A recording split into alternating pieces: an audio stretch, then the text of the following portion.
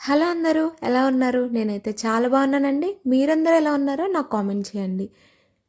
మీ అందరికీ కూడా ఒక కొత్త రెసిపీతో మీ ముందుకైతే వచ్చానండి. వీడియోని ఎక్కడ స్కిప్ చేయకుండా చూసారంటే మీ అందరికీ కూడా తప్పకుండా నచ్చుతుంది ఈ రెసిపీ. ఎస్పెషల్లీ నాకైతే చాలా ఇష్టం అనమాట. మీకు ఎప్పుడు చెప్తుంటాను కదా, ఇంటి వెనకాల వాళ్ళు అని చెప్పి వాళ్ళ దగ్గర నేర్చుకున్న ఫుడ్ ఐటమ్ ఇది. రాజస్థానీ ఫుడ్ ఐటమ్ అండి. డోక్లా అంటారు దీన్ని. మనకి డోక్లా అనగానే శనగపిండితో చేస్తారు కదా, ముంబై రెసిపీ అది గుర్తొస్తుందండి. అదైతే కాదు, ఇది చాలా డిఫరెంట్గా ఉంటుంది. తప్పకుండా ట్రై చేసుకోండి. దీనికి ముందుగా నేను వెల్లుల్లిపాయల్ని ముక్కల కింద కచ్చాపిచ్చగా కొట్టుకోవాలి. దాంతోపాటు స్పైసెస్కి తగ్గట్టుగా పచ్చిమిర్చిని కూడా మనం అలా నలగొట్టుకోవాలండి. ఆనియన్స్ కూడా అదే విధంగా నలగొట్టుకోవాలి. మీకు కావాలనుకుంటే చిన్న చిన్న ముక్కల కింద బ్లెండ్ అయితే చేసుకోవచ్చు. నేనైతే ఇలా రాతితో కొడితే చాలా టేస్టీగా ఉంటాయని ఇలా అయితే కొడుతున్నాను. అందులోకి ధనియాలు కూడా కొంచెంగా కొడితే పగులుతాయి కదండి, గింజ అనేది అలా పగలగొట్టుకొని పెట్టుకోవాలి. ఈ ప్రాసెస్ మొత్తం కూడా మనకి గోధుమ పిండితోనే ఉంటుంది కాబట్టి చాలా హెల్దీ అండి. అసలు మీరు ఎటువంటి డౌట్ పడక్కర్లేదు, అరగదేమో బాగోదేమో అని అయితే ఏమీ అనుకో అవసరం లేదు. చాలా హెల్దీ ఫుడ్ అనమాట. ఇందులో మనం ఏమేమి వేసుకోవాలంటే సాల్ట్ వేసుకోవాలి, దాంతోపాటే బేకింగ్ సోడా కూడా వేసుకోవాలండి. ఇవి ప్లఫీగా రావాలంటే మనం ఇందులో బేకింగ్ సోడా అనేది ఖచ్చితంగా యాడ్ చేసుకోవాలి. ఎక్కడ కూడా స్కిప్ చేయొద్దండి వీడియోని. మీరు స్కిప్ చేశారంటే నేను ఏమేమి ఐటమ్స్ వేసాను అనేది మీకు ఐడియా రాదనమాట. దాంతోపాటు కారాన్ని కూడా వేసుకుంటున్నాను. ఈ కారాన్ని వేసుకున్న తర్వాత నేను ఇప్పుడు కొట్టుకున్నవన్నీ కూడా వేసుకుంటున్నాను అండి. కొంచెం కొత్తిమీర కూడా కట్ చేసి పెట్టుకున్నాను. ఫుడ్ అనేది ఒక ఎమోషన్ అండి. మనం దాన్ని ఎంత ఇష్టంగా ఎంత ఇంట్రెస్ట్గా తినగలిగితే చూడగలిగితే మనకి అది అంతే ఇంట్రెస్ట్గా అంతే ఇష్టంగా కనిపిస్తుంది అన్నమాట. కడుపు నిండా తినగలుగుతాం మనం. ఎప్పుడు కూడా ఇష్టం లేనట్టుగా అయితే దేన్ని చూడకూడదు, ఇష్టంతోనే తినాలి. అలా తిన్నప్పుడు మాత్రమే ఆ టేస్ట్ అనేది మనకు తెలుస్తుంది అన్నమాట. నేను ఇలా మీ అందరికీ వీడియోలో చెప్తున్నాను, కానీ సమ్ అదర్ ప్లేసెస్కి వెళ్ళినప్పుడు నాకు చాలా కష్టం ఫుడ్ అక్కడ పడటం అంటే. అది నా శరీర తత్వాన్ని బట్టి ఉంటుంది. బట్ ఆ రెసిపీని నేను ఇంట్లో చేసుకోగలిగితే మాత్రం నేను తినగలుగుతాను. అంటే బయట ఎక్కడైతే నేను తిన్న ఫుడ్ ఉంటుందో అది ఇంట్లో ట్రై చేసుకుంటే మాత్రం నాకు ఖచ్చితంగా నచ్చుతుందండి. ఎటువంటి ప్రాబ్లం రాదనమాట. మీకు కూడా ఎవరికైనా బయట వెళ్ళినప్పుడు అక్కడ ఫుడ్ కనుక డిఫరెంట్గా ఏదన్నా అనిపిస్తే కనిపించిన అది తినాలి అన్న కోరిక ఉంటుంది, కానీ మన శరీరం అనేది తీసుకోలేదన్నమాట. అంత ఇష్టంగా మనం డైజెషన్ అయితే అవ్వలేదు. అలాంటి టైంలో ఆ రెసిపీ ఏంటి అనేది కనుక్కొని మనం ఇంటికి వచ్చి చేసుకుంటే మనకి చాలా టేస్టీగా చాలా హెల్తీగా హైజెనిక్గా ఫుడ్ అనేది రెడీ అవుతుంది. సూపర్ టేస్ట్ అయితే మన చేతుల్లోనే ఉంటుందండి. అది మనం చూసే కంటిని బట్టి చేసే విధానాన్ని బట్టే ఉంటుంది ఏదైనా సరే. ఇక్కడ నేను ఈ ప్రాసెస్కి వస్తే ఇందులో కొంచెం పసుపు వేసుకొని తర్వాత ఆయిల్ కూడా యాడ్ చేసుకొని మంచిగా అయితే వాటర్తో ఇలా అయితే నలుపుకుంటూ కలుపుతున్నాను అనమాట. ఎందుకు ఇలా నలపాలి అంటే మనం ఇందులో చాలా స్పైసెస్ వేసాము. ఆనియన్ వేసాము, గ్రీన్ చిల్లీ వేసాము, దాంతోపాటే వెల్లుల్లిపాయలు కూడా వేసాం కదా. ఇలా నలపటం వల్ల ఆ వేసిన ఇంగ్రీడియంట్స్లోంచి వాటర్ రిలీజ్ అయ్యి పిండికి అనేది పడుతుందన్నమాట. అందుకని ఇలా మనం నలుపుకోవాలి. దీనికి చాలా సాఫ్ట్గా పిట్టి అయితే కలుపుకోవాలండి. చపాతీ పిండిలాగా కూడా కాదు, అంతకన్నా సాఫ్ట్గానే కలుపుకోవాలి. దీనికి చాలా వాటర్ పడుతుంది.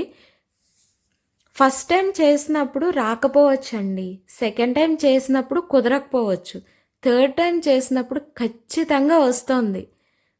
తప్పకుండా ట్రై చేయండి. ఎందుకంటే కొత్త రెసిపీస్ మనం అలవాటు చేసుకోవాలి. అది రాజస్థాన్ ఫుడ్. నేను మీకు ఇప్పుడు చేసి చూపించబోయేది రాజస్థానీ ఫుడ్ అనమాట. నేను అక్కడికి వెళ్ళలేదు, కానీ మా ఇంటి వెనకాల వాళ్ళు చేసిస్తే తిన్నా. టేస్ట్ అయితే బాగుంది. నేను ట్రై చేశాను, వాళ్ళ దగ్గరికి వెళ్ళి నేర్చుకున్నా అనమాట. నేర్చుకొని మా ఇంట్లో చేశాను ఈ ఫుడ్. చాలా అంటే చాలా బాగా వచ్చింది. మనం అక్కడి దాకా వెళ్ళి ఆ ఫుడ్ తినలేం కాబట్టి అటువంటి డిఫరెంట్ ఫుడ్స్ని ఇంట్లోనే ప్రిపేర్ చేసుకోగలగాలన్నమాట. మనం అలా చేసుకోగలిగే విధానం ఏంటి అనేది ముందు నేర్చుకోవాలి. ఆ నేర్చుకుంటేనే మనం ఏదైనా కానీ సులువుగా చేసుకోగలుగుతాం. ఇక్కడైతే నేను పెద్ద పెద్దగా ముద్దల కింద చేసుకుంటున్నా. మీ అందరు చూస్తున్నారు కదా, ఈ సైజు ముద్దల కింద చేసుకోవాలన్నమాట.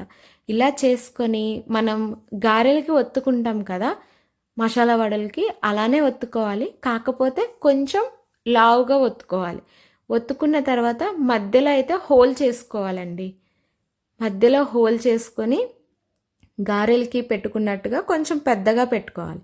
పెట్టుకొని ఒక పక్కకైతే పెట్టేసేయాలండి. ఇవన్నీ కూడా మనం ఎన్ని చేయగలిగితే అన్నీ ఇలా మనం కలుపుకున్న పిండికి చేసుకోవచ్చు. ఇది ఒక్కటి తింటే చాలండి, కడుపు నిండిపోతుంది. ఒక్కటి కనుక మీరు కంప్లీట్గా తినగలిగితే కడుపు నిండిపోతుంది అనమాట. దీనికి కాంబినేషన్ కింద చాలా ఐటమ్సే ఉంటాయి. పప్పుతో తినొచ్చు, పెరుగుతో తినొచ్చు మీరు.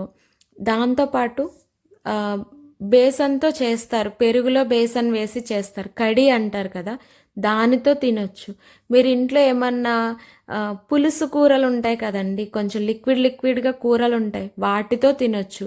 ఇందులో ఏది వేసుకొని తిన్నా మీకు సూపర్ టేస్ట్ ఉంటుంది. ఏది నచ్చదు అనుకుంటే జస్ట్ అలా ఉత్తిగా నెయ్యి వేసుకొని అన్నా కానీ తినేయచ్చు. అంత బాగుంటాయి అన్నమాట. చాలా టేస్టీగా వస్తాయి. తప్పకుండా అయితే ట్రై చేయండి. దీన్ని మనం ఆయిల్లో డీప్ ఫ్రై చేయక్కర్లేదు. అలా అని చెప్పి మీరు పెనం మీద వేయించక్కర్లేదు.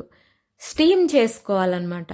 మనం ఇడ్లీ ఎలా అయితే స్టీమ్ చేసుకుంటామో అలాగే స్టీమ్ చేసుకోవాలి. వాళ్ళని చూస్తే, నాకు రాజస్థాన్ వాళ్ళని చూస్తే చాలా ఆశ్చర్యంగా ఉంటుందన్నమాట. ఎందుకంటే ఎంత నెయ్యి తింటారో తెలుసా మీకు. చాలా నెయ్యి అనమాట. ఆవు నెయ్యి ఊరు నుంచి తెప్పించుకుంటారు వాళ్ళు. ఊరు నుంచి తెప్పించుకొని ప్రతి ఒక్క ఐటెంలో నెయ్యి చాలా వేసుకొని తింటారు. అడిగితే ఏమంటారో తెలుసా, ఇలా తినబట్టే మేము ఇలా పనులు చేసుకోగలుగుతున్నాం అని అంటారు. ప్రతి ఒక్క ఐటెంను కూడా మనం ఇష్టంతో తినగలిగితే మన ఒంటి పడుతుంది అని చెప్పి చెప్తా ఉంటారనమాట. అది పెద్దవాళ్ళు ఎప్పుడు కూడా అంటారు కదా, ఇష్టంగా తిన్నదే మన ఒంటి పడుతుంది, ఎప్పుడు కూడా ఇష్టంగానే దేన్నైనా తినాలి అని చెప్పి. నేనైతే ఎక్కువ శాతం దాన్నే నమ్ముతాను. కాకపోతే అదేంటో తెలీదు, నా శరీర తత్వాన్ని బట్టి బయట ఫుడ్స్ అనేవి చాలా తక్కువ మాత్రమే డైజెషన్ అవుతాయి నాకు. ఎంత ఇష్టంగా తింటానో అంతే వామిటింగ్స్ అవుతాయండి. అదే ఇంట్లో చేసుకుంటే మాత్రం ఆ ఫీల్ అయితే నాకు ఉండదు. అయితే ఇక్కడ నేను దల్సరిగా ఉన్న గిన్నెకి అడుగున కొంచెం ఆయిల్ అయితే రాస్తున్నాను. ఆయిల్ రాసిన తర్వాత ఇలాంటి ప్లేట్ ఒకటి అలా ప్లేస్ చేసుకోవాలన్నమాట. అలా ప్లేస్ చేసుకొని నేను చేసుకున్న ఈ డోక్లాలన్నీ కూడా ఒకదానిపైన ఒకటి పెట్టేసేయాలి. ఇలా ఒకదానిపైన ఒకటి పక్క పక్కన అంటుకోకుండా పెట్టాలండి. పెట్టిన తర్వాత వేడి నీళ్ళు అయితే మనం కాచుకోవాలి, ముందుగా మరగబెట్టుకోవాలి వేడి నీళ్ళు. ఆ వేడి నీళ్ళని దీనిపైనుంచి కొంచెం పోసుకొని సిమ్లో పెట్టేయాలి. సిమ్లో పెట్టేసి ఒక హాఫ్ అన్ అవర్ అయినా సరే దాన్ని అలా ఉడకనిచ్చేయాలి. సిమ్లోనే హాఫ్ అన్ అవర్ అయినా సరే ఉడకనివ్వాలి. అలా ఉడకనిస్తే మాత్రమే ఇది లోపల నుంచి కుక్ అవుతుంది అనమాట.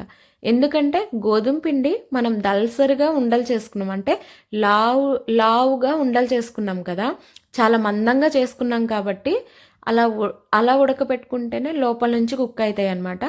నేనైతే వేడి నీళ్ళని ఇందులో వేసేసుకొని మూత పెట్టేసి ఆ మూత పైన ఒక ఒత్తు పెట్టి ఒక రాయి పెట్టాను. పెట్టి మంచిగా అయితే ఉడకబెట్టుకుంటున్నాను. మీ అందరికీ కూడా ఈ వీడియో నచ్చితే లైక్ చేయండి, మీ ఫ్రెండ్స్కి రిలేటివ్స్ అందరికీ కూడా షేర్ చేయండి. నా ఛానల్ని సబ్స్క్రైబ్ చేసుకోండి. పక్కన కనిపిస్తున్న బెల్ బటన్ అయితే ఆన్లో ఉంచుకోండి. నేను ఇలా చేసే వీడియోస్ అన్నీ కూడా మీకు నోటిఫికేషన్లో వస్తాయి. థ్యాంక్ యూ సో మచ్ అండి. నా వీడియోస్ అందరూ కూడా వాచ్ చేస్తున్నారు. ఎలా ఉంటున్నాయి అనేది ఒక కామెంట్ చేస్తే నాకు చాలా హ్యాపీగా ఉంటుంది. దీనికి కాంబినేషన్గా నేనైతే రైతాతో అయితే ఫుల్గా తినేసానండి. ఒక్కసారి తప్పకుండా ట్రై చేసి ఎలా వచ్చింది అనేది నాకైతే కామెంట్ చేయండి.